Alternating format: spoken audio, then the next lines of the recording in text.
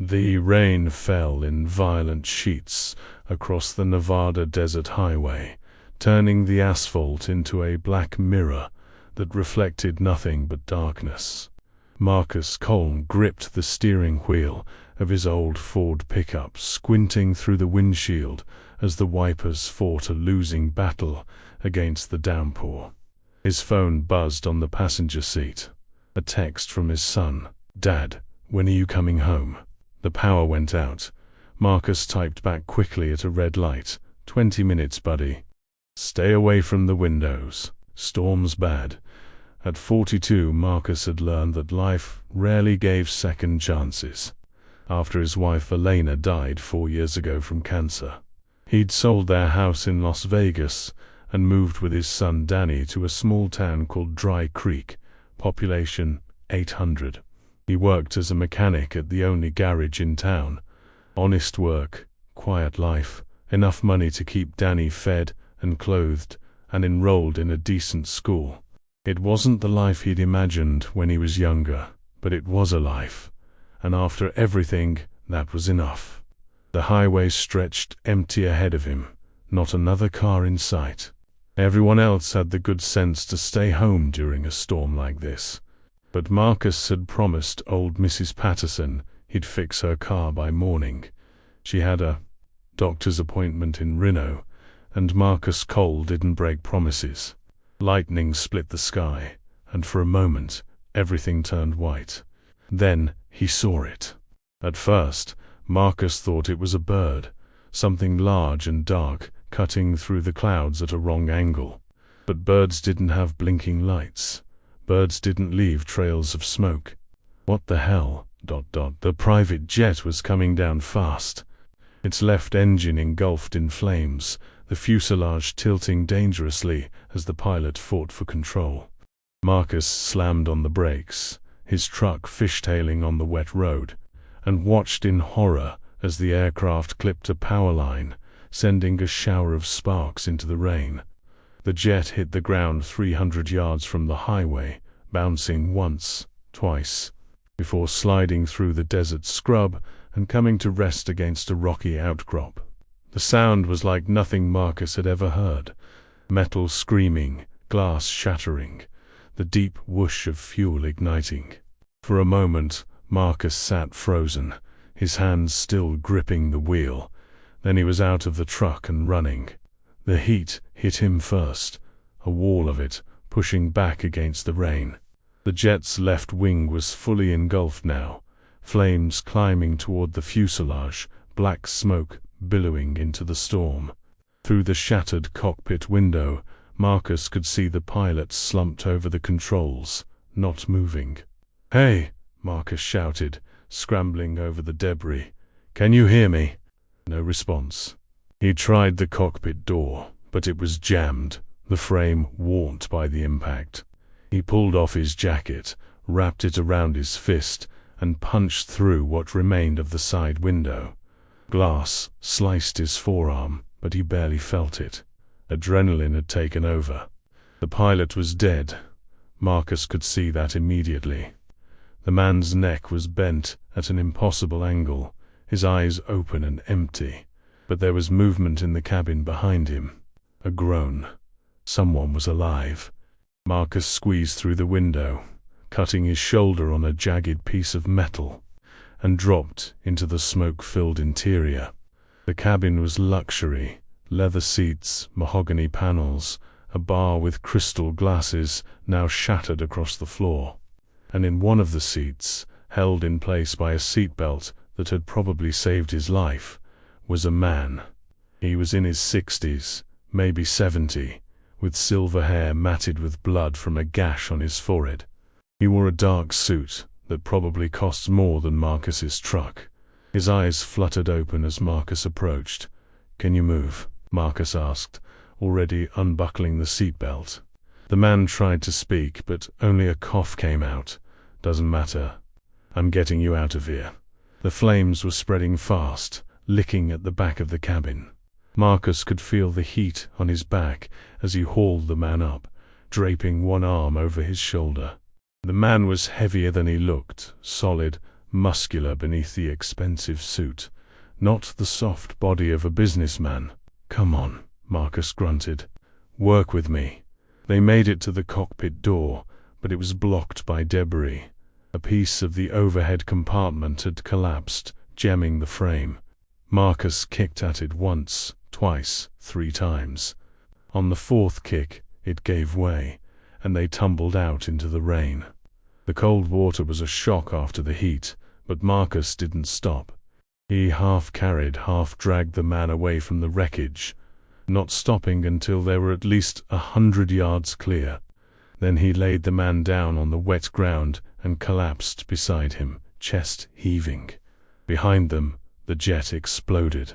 The fireball lit up the desert like a second sun, sending a shockwave that Marcus felt in his chest. Pieces of debris rained down around them, hissing as they hit the wet earth. Marcus covered the man with his own body, shielding him from the worst of it. When it was over, when the rain had begun to beat down the flames and the thunder had rolled away into the distance, Marcus sat up and looked at the man he'd saved. The stranger was conscious now, his dark eyes focused and alert despite the blood still trickling down his face. He studied Marcus with an intensity that made him uncomfortable, like he was being evaluated, measured, judged. "What's your name?" the man asked. His voice was calm, steady, like he hadn't just survived a plane crash. "Marcus Cole, Marcus Cole, Marcus Cole." The man repeated the name slowly, committing it to memory. "You saved my life. Anyone would have done the same." "No." The man's eyes didn't waver. They wouldn't have. Sirens wailed in the distance. Finally someone had seen the crash and called it in. Marcus helped the man sit up, checking the wound on his head. It looked worse than it was, probably just needed stitches. "Ambulance is coming," Marcus said. "You should know hospitals." The man's hand closed around Marcus's wrist with surprising strength. "No police. Mister, you just crashed in a plane. What I need is to not be in a hospital when certain people come looking for me." The man's voice hardened. "Please, Mr. Cole, I'm asking for your help." Marcus looked at the burning wreckage, at the dead pilot in the cockpit, at the expensive suit and the powerful grip, and the eyes that had seen things he couldn't imagine. Every instinct he had screamed at him to walk away. Call the ambulance, give his statement, go home to his son, forget this ever happened. But those eyes, there was something in them beyond the hardness. Something almost like desperation. And Marcus Cole, for all his faults, had never been able to turn away from someone who'd needed help. "My truck's on the highway," he heard himself say. "Can you walk?" The man nodded once. 20 minutes later, Marcus was pulling into his driveway.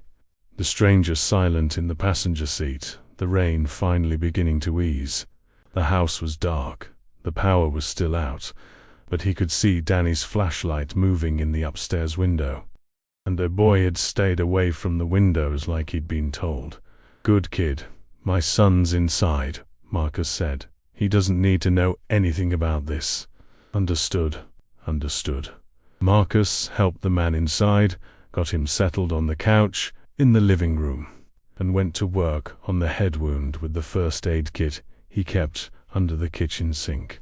The man didn't flinch as Marcus cleaned the gash and applied butterfly bandages. He just sat there, watching, thinking. "Dad?"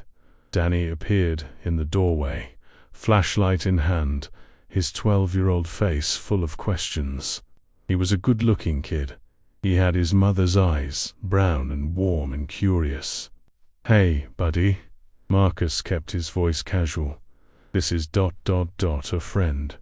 He had some car trouble on the highway. He's going to stay the night, okay?" Danny looked at the stranger on the couch, at the blood on Marcus's shirt, at the cuts on his arms. The boy was smart. Too smart sometimes, but he knew when not to ask questions. "Okay," Danny said. "You want me to make coffee?" "That would be great, buddy." After Danny disappeared into the kitchen, the stranger finally spoke again. "Your son?" "Yeah, good boy. The best." The stranger nodded slowly, like this information meant something to him. "You're a good father, Marcus Cole. That's rare. Valuable." He paused, and when he spoke again, his voice was quieter. "My name is Vincent DeLuca, and I owe you a debt." The name hit Marcus like a punch to the chest. Vincent DeLuca. Even in Dry Creek, even 1,000 miles from the centers of power, that name meant something. It was whispered in news reports about federal investigations. It was printed in newspaper articles about bodies found in shallow graves. It was a name that belonged to a world Marcus had spent his whole life avoiding. The Mafia. Marcus stood up, stepped back. "I think you should leave." "I can't do that, Mr. DeLuca, Vincent. I don't want any trouble. I have a son. I have a life here. I saved you because it was the right thing to do, but that's where it ends. I'm not part of your world." Vincent DeLuca didn't move from the couch. He just sat there, looking up at Marcus with those dark, unreadable eyes. "Mr. Cole, I understand your fear. It's justified. The world I come from. It's not a kind world. It's not a forgiving world. But I meant what I said. I owe you a debt. In my world, that means something. It means everything." He paused. "You've saved my life tonight. The least I can do is not destroy yours.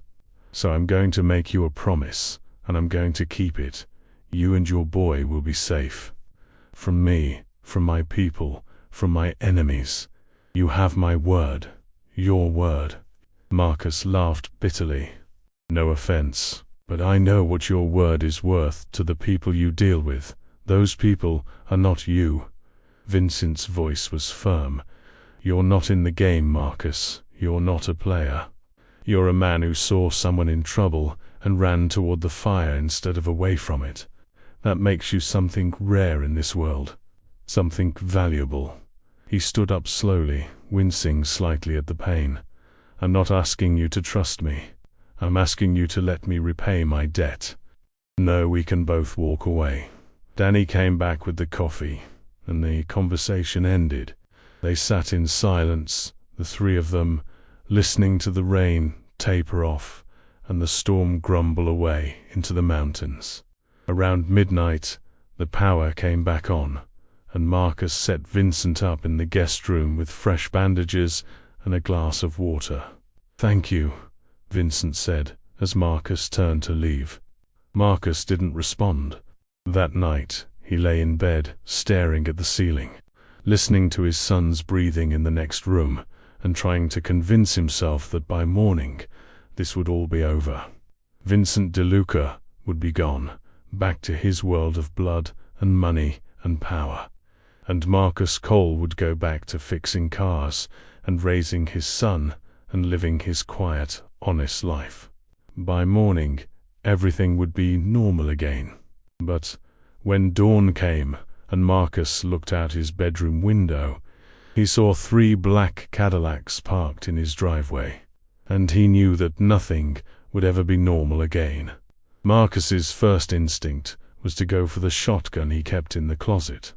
His second instinct was to get Danny out of the house, out the back door, away from whatever was about to happen. But before he could do either, he heard Vincent's voice downstairs, calm and commanding, speaking to someone on the porch. He pulled on jeans and a t-shirt and went down, his heart pounding. Vincent DeLuca stood in the doorway, looking completely different than he had the night before. Someone had brought him a fresh suit, charcoal gray, impeccably tailored, and his wound had been properly dressed by what must have been a professional. He stood straighter now, shoulders back, chin up. The desperate man Marcus had pulled from the burning wreckage was gone. In his place was someone who looked like he could buy the entire town of Dry Creek without checking his bank account. Behind him, on the porch, stood 3 men in dark suits.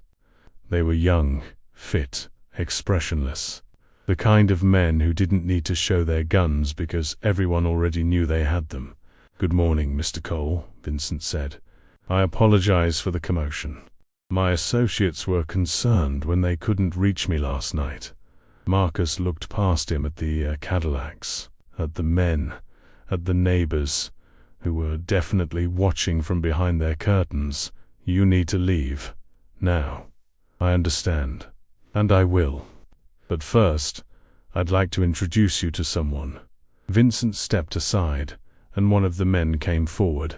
He was younger than the others, mid-20s maybe, with dark hair and eyes that looked remarkably like Vincent's.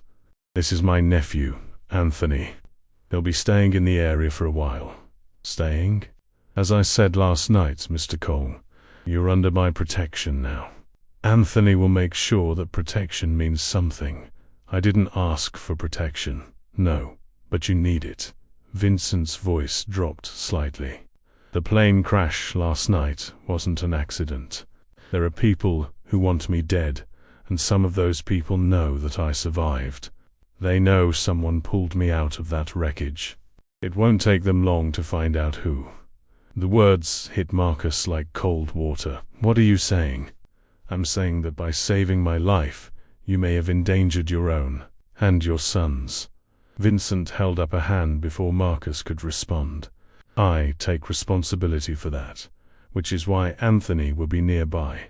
Not in your house, not in your life, but close you will to respond if there's trouble.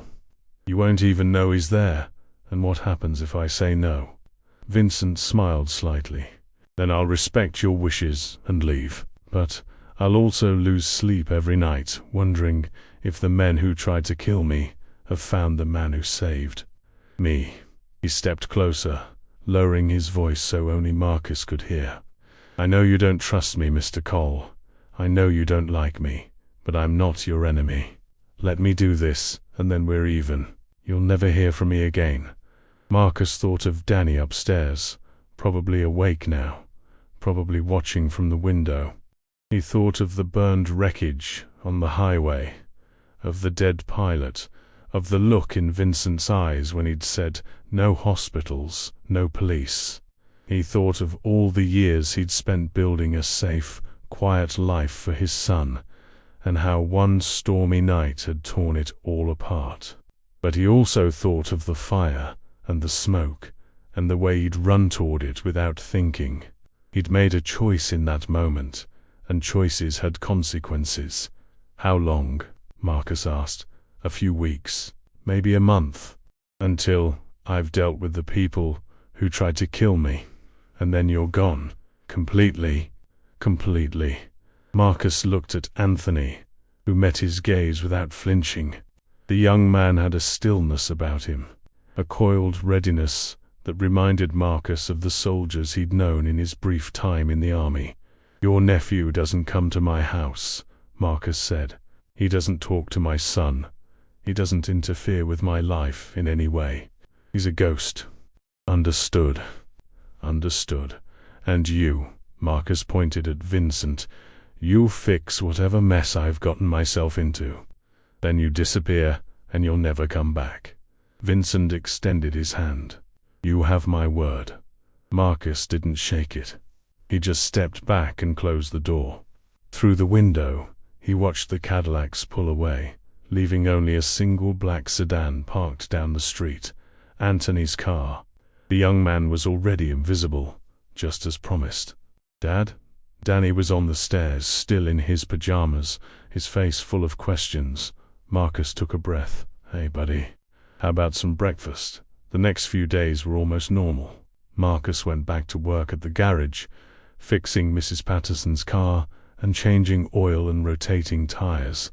Danny went to school, did his homework, played video games with his friend Tyler from down the street. They ate dinner together every night, watched baseball on TV, talked about nothing important. But Marcus couldn't shake the feeling of being watched. Not by Anthony. True to his word, Vincent's nephew was invisible, but by others. Every unfamiliar car that drove through town, Every stranger who stopped at the gas station, every wrong number that called his phone. Marcus noticed them all. He started keeping the shotgun closer, started checking the locks twice before bed, started walking Danny to the bus stop instead of letting him go alone. On the 5th day, the feeling became reality.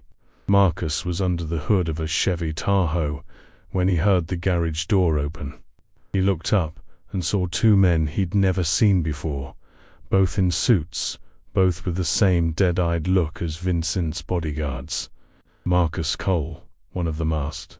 Marcus reached for the wrench on the workbench. "Who's asking?" "Mr. Carbone would like a word. Don't know anyone by that name." The man smiled. It wasn't friendly. "He knows you. He knows what you did last week on Highway 93, and he's very interested in having a conversation about it."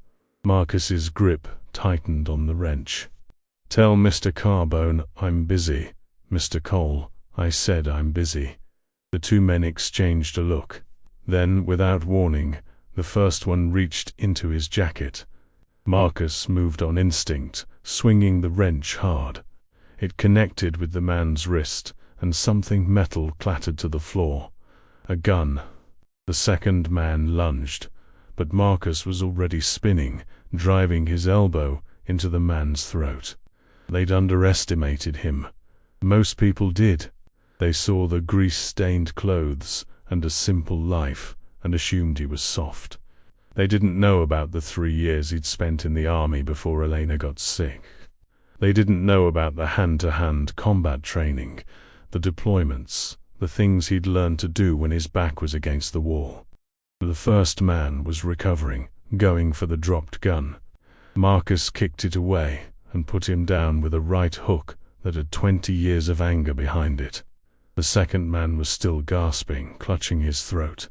Marcus grabbed him by the collar and slammed him against the Tahoe. "Tell Mr. Carbone that Marcus Cole is under Vincent DeLucas's protection," Marcus growled.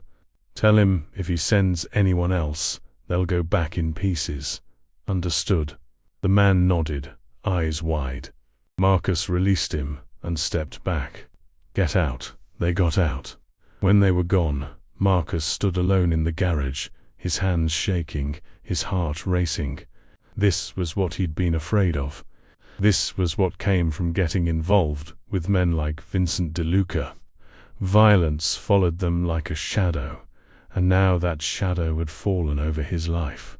He thought about taking Danny and running, packing up the truck and driving until they hit the coast, starting over somewhere new. But he knew it wouldn't work. Men like this Carbone, men like Vincent, they had reach, they had resources.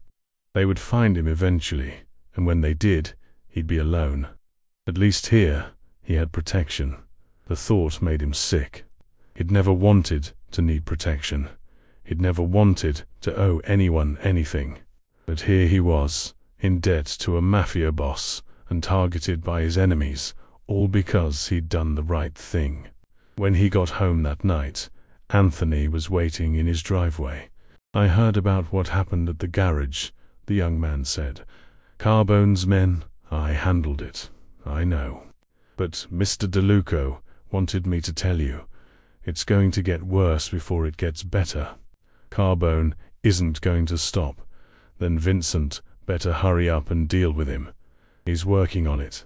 Anthony paused. "In the meantime, I think your son should stay home from school. Just for a few days." Marcus felt his blood pressure spike.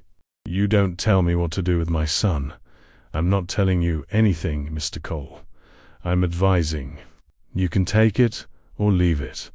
Anthony's voice was calm, respectful. "But I've seen what Carbone does to people who get in his way, and I've seen what he does to their families." The words hung in the air. Marcus thought of Danny, of his warm brown eyes and his easy laugh, and the way he still crawled into bed with Marcus during thunderstorms. He thought of Elena, of the promise he'd made to her at the end, that he would keep their son safe, no matter what. "A few days," Marcus said quietly.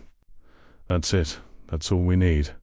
Anthony left, and Marcus went inside to tell Danny that he wouldn't be going to school for a while. He made up a story about a gas leak in the building, and Danny believed it because Danny trusted him, because Danny had never had a reason not to. That night, Marcus sat in the dark living room with the shotgun across his lap, watching the street through a gap in the curtains. He didn't sleep. He couldn't. Every time he closed his eyes, he saw the flames of the burning jet, the look in Vincent's eyes, the guns in Carbone's men's hands. He'd spent 4 years building a safe life for his son. It had taken one night to tear it all down. The attack came 3 days later. Marcus was in the kitchen making lunch when he heard the sound of breaking glass from the front of the house. He was moving before his mind caught up, grabbing the shotgun from behind the door and shouting for Danny to get upstairs. "Dad, what now, Danny?" 3 men were coming through the front door, their faces covered with black masks, their hands full of guns. Marcus didn't hesitate. He fired once, and the first man went down. The sound was deafening in the small house, and Danny screamed from the stairs, "Get to your room, lock the door." The other 2 men scattered, taking cover behind the furniture. Marcus pumped the shotgun and fired again, blowing a hole in the couch where one of them had been. But they were returning fire now, bullets punching through the walls, shattering the windows. Marcus dove behind the kitchen counter, his ears ringing, his mind racing. 3 men, 2 guns each. He had 4 shells left. Not good odds. But then he heard it. The roar of an engine, the screech of tires, the staccato crack of automatic weapons fire. Someone was shooting at the men from outside. Marcus risked a look and saw Anthony through the broken window, a compact submachine gun in his hands, his face as calm as if he were at a shooting range. The 2 remaining attackers tried to run, but Anthony cut them down before they reached the door. Then it was over. Silence. Smoke. The smell of gunpowder and blood. Marcus stayed behind the counter, breathing hard, his shotgun still raised. He heard footsteps on the porch, and then Anthony was in the doorway, scanning the room, making sure the threats were neutralized. "Mr. Cole, are you hit?" "No." Marcus's voice was hoarse. "Danny, I need to check on Danny." He ran upstairs and found his son in his bedroom, curled up in the corner, his face white with terror. Marcus dropped the shotgun and gathered the boy in his arms, holding him tight. "It's okay," he whispered. "It's over. You're safe." But even as he said the words, he knew they were a lie. This wasn't over. This was just beginning. The cleanup was efficient and silent. Within an hour of the attack, a team of men Marcus had never seen before arrived in a white van and removed the bodies. They patched the bullet holes in the walls, replaced the broken windows, scrubbed the blood from the floors. By the time they were done, the house looked almost normal, if you didn't look too closely at the slightly mismatched paint or the brand new glass that hadn't yet accumulated any dust. Anthony supervised the whole operation without saying much. When it was done, he approached Marcus, who was sitting on the porch with Danny asleep against his shoulder. "Mr. DeLuca wants to see you," Anthony said quietly. "I'm not leaving my son. Bring him. We have a safe place, safer than here." Marcus looked at the house he'd called home for 4 years. The house where Danny had learned to ride a bike, where they'd had water balloon fights in the backyard, where they'd decorated the Christmas tree every December, while Elena's favorite carols played on the old stereo. It had been a sanctuary, a refuge from the chaos of the world. Now, it was just a building with new windows and fresh bullet holes in the walls. "Where?" Marcus asked. "Vegas." They drove through the night, Danny sleeping in the back seat, Marcus following Anthony's black sedan through the desert darkness. He didn't know what he was going to say to Vincent DeLuca. Didn't know what he was going to do. All he knew was that the quiet life he'd built was gone, and somehow he had to find a way to get it back. The safe house was in a gated community on the outskirts of Las Vegas, a large modern home with high walls and security cameras on every corner. Vincent was waiting in the living room when they arrived, standing by the window with a glass of whiskey in his hand. "Mr. Cole." He turned, and Marcus saw genuine concern on his face. "I'm glad you're safe. Both of you. Your men almost killed my son. Carbone's men, not mine. There wouldn't have been any men if I hadn't pulled you out of that plane." Vincent nodded slowly. "You're right. And I take full responsibility for that." He set down the whiskey glass. "But I need you to understand something, Marcus.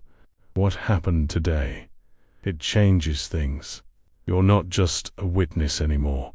You're not just a loose end. You hurt Carbone's people, and now you're a target in your own right. That's not going to go away just because I deal with Carbone. His organization will want revenge. They'll come after you, whether I'm involved or not." The words settled over Marcus like a weight. "What are you saying?" "I'm saying that the life you had in Dry Creek is over. I'm sorry, but it's the truth. You can't go back there. You can't go anywhere. Carbone's people can find you, and they can find you almost anywhere." Vincent paused. "Unless you're with me." "With you?" "Under my protection. Fully. Not from a distance this time, but as part of my organization." Vincent held up a hand before Marcus could object. "Not as a criminal. I'm not asking you to break the law or hurt anyone. But I have businesses, legitimate businesses, that need good people. People I can trust. You could run one of my garages, work on cars like you've always done. But with my resources behind you, my security, my name." Marcus laughed bitterly. "You want me to work for you. I want to keep you alive. And your son." Vincent's voice hardened. "You saved my life, Marcus. You think I'm going to let you die because of it? You think I'm going to let your boy grow up an orphan because his father did the right thing? And what about Danny? What kind of life is he going to have, surrounded by ... by this? A life. That's what kind." Vincent stepped closer. "I know you hate this. I know it's not what you wanted. But you made a choice on that highway, and now you have to live with the consequences. We both do. So let me help you. Let me give you and your son a chance." Marcus looked through the doorway at Danny, who was asleep on a couch in the next room, his face still pale from the terror of the attack. He thought about Alina, about the promise he'd made, keep him safe, no matter what. "I want him to have a normal life," Marcus said quietly. "School, friends, baseball games. I don't want him knowing what his father does. I don't want him anywhere near this world. Done. And I want out. Eventually. When this is over, when it's safe, I want to be able to walk away." Vincent considered this for a long moment. Then he nodded. "When you're ready to leave, I won't stop you. You have my word, your word." Marcus shook his head. "That's what got me into this. And it's what will get you out." Vincent extended his hand again. "We have a deal?" This time, Marcus shook it. The next few months were a strange kind of purgatory. Marcus and Danny moved into a house in a quiet suburb of Las Vegas. Not too fancy, not too plain. Danny enrolled in a good school, made friends, joined a little league team. He seemed to adjust quickly, the way children do, and within a few weeks he was laughing again, smiling again, being a kid again. Marcus wasn't so lucky. He went to work every day at one of Vincent's garages, a legitimate business, just as promised, serving regular customers with regular cars. The work was the same as it had always been, and Marcus was good at it. But he couldn't shake the feeling that he was play acting. that this normal life was just a costume he wore, while something darker lurked underneath. He saw Anthony sometimes. The young man would stop by the garage occasionally, always respectful, never threatening. And he heard about Vincent's war with Carbone through whispers and rumors. Through the things people didn't say as much as the things they did. It was bloody. He knew that much. People were dying on both sides. But it was also working. Carbone's organization was weakening, fracturing, falling apart. Vincent was winning. And then, one night, it was over. Anthony showed up at Marcus's house with a bottle of expensive whiskey and news. Carbone was dead. Heart attack, the papers would say. The truth was more complicated, but it didn't matter. The war was finished. Vincent had won. Mr. DeLuca wants you to know that the threat has been neutralized, Anthony said. You and your son are safe. Marcus took the bottle but didn't open it. So I can leave, like we agreed. Anthony hesitated. You can. But Mr. DeLuca hopes you'll reconsider. He says you're one of the best men he's ever met. He says the organization needs people like you. I'm not part of any organization, I know. Anthony stood to leave. But the offer stands. Whenever you're ready. After he was gone, Marcus sat alone in his living room, the bottle of whiskey untouched on the table. He thought about Dry Creek, about the life he'd left behind. He thought about the garage, about the work he did now, that wasn't so different, but felt completely different. He thought about Vincent DeLuca, about the debt that had been paid, and the strange respect that had grown between them. And he thought about Danny. His son was thriving here. He had friends, a team, a school he loved. He was happy in a way he hadn't been since Elena died. Taking him away from that, starting over again somewhere new, would that really be better? Or would it just be running, the same way Marcus had run after Elena's death, thinking that distance could solve everything? Maybe the truth was that there was no running from this. Maybe the truth was that Vincent DeLuca had saved Marcus's life, just as surely as Marcus had saved his, just in a different way. He picked up his phone and called Anthony. Tell Vincent I'm staying, he said. For now. 5 years later, Marcus stood in the owner's office of Cole Automotive, looking out at the shop floor where a dozen mechanics worked on a dozen cars. It was one of the most successful garages in Las Vegas, now 3 locations, 40 employees, a reputation for honest work and fair prices. His reputation, a knock at the door, and his assistant leaned in. Mr. Cole, your son is here. Danny came in a moment later, 17 now, tall and broad-shouldered, with his mother's eyes and his father's stubborn jaw. He was wearing his baseball uniform, still dusty from practice. Hey, Dad, are you coming to the game tonight? Wouldn't miss it. Danny grinned, and for a moment Marcus saw the little boy he used to be. The one who'd crawled into bed during thunderstorms and believed every story his father told him. That boy was still in there somewhere. But there was a man emerging too. A good man, Marcus thought. A better man than his father. Cool. Coach says there might be scouts there. From UNLV. That's great, Danny. That's really great. They talked for a few more minutes about the team, about school, about the girl Danny was thinking of asking to prom. Normal things, father and son things. And when Danny left, Marcus stood at the window and watched him go, feeling something that might have been pride, or might have been grief, or might have been both. He'd kept his promise to Elena. Danny was safe. Danny was happy. Danny was going to have a future. But the cost of that future was something Marcus still hadn't fully reckoned with.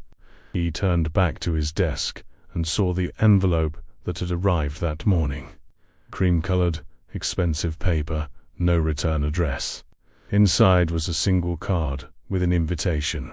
You are cordially invited to the annual DeLuca Foundation Charity Gala Black Tie.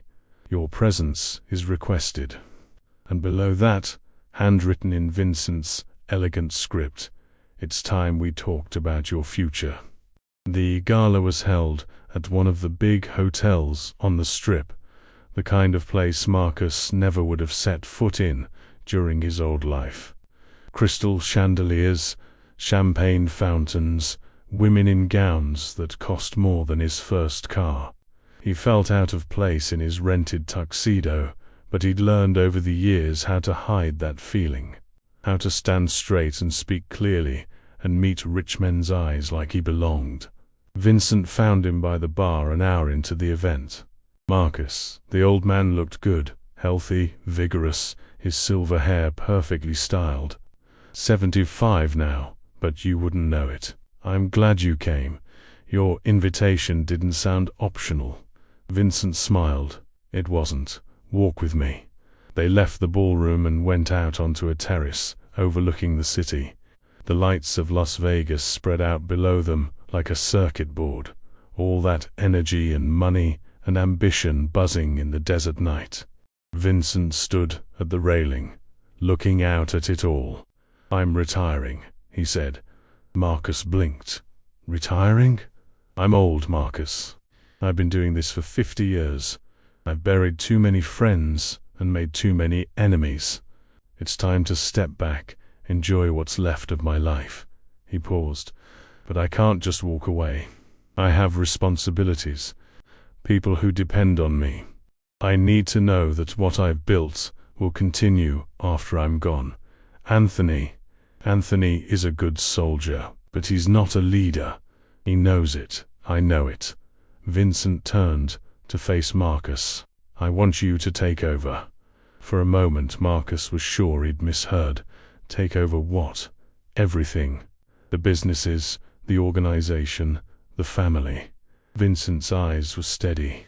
"You're the best man I know, Marcus. You're smart, you're honest, you're respected. People trust you, my people and the people outside. You could do more with what I've built than I ever did. You could make it legitimate, really legitimate. Turn the whole thing into something your son could be proud of.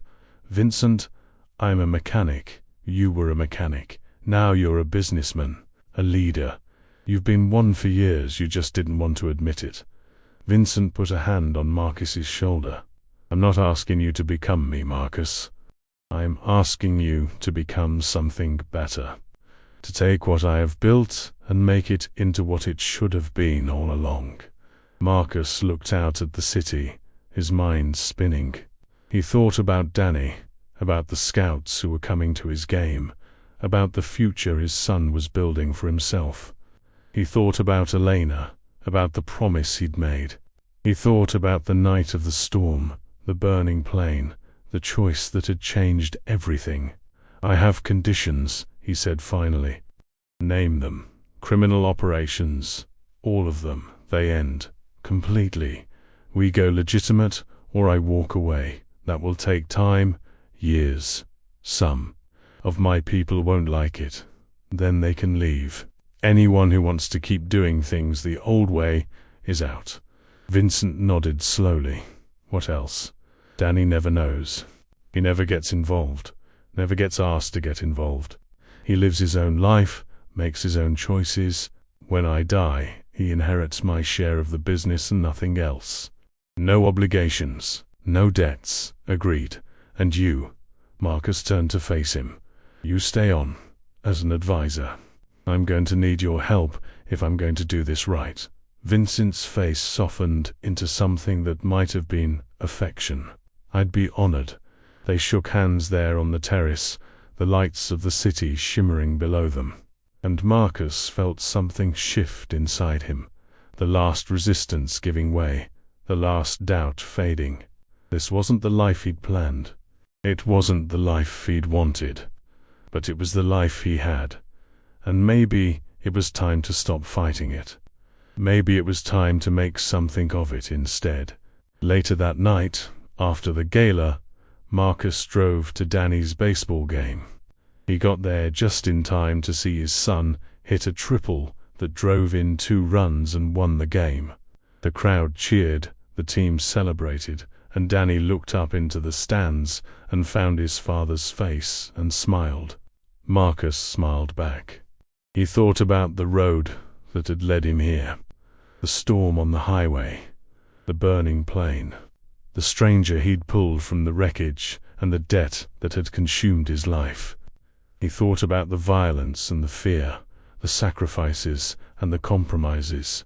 He thought about everything he'd lost and everything he'd gained. It was a strange journey, not the one he'd chosen, but maybe the one he'd needed, because somewhere along the way, in the midst of all that chaos, he'd found something he hadn't expected, a purpose, a family, a second chance. As he watched his son celebrate on the field below, Marcus Cole made a silent promise, not to Alina this time, but to himself. He would take what Vincent had given him and make it into something good, something clean, something that would last long after he was gone. He would build a legacy his son could be proud of, and this time he wouldn't run.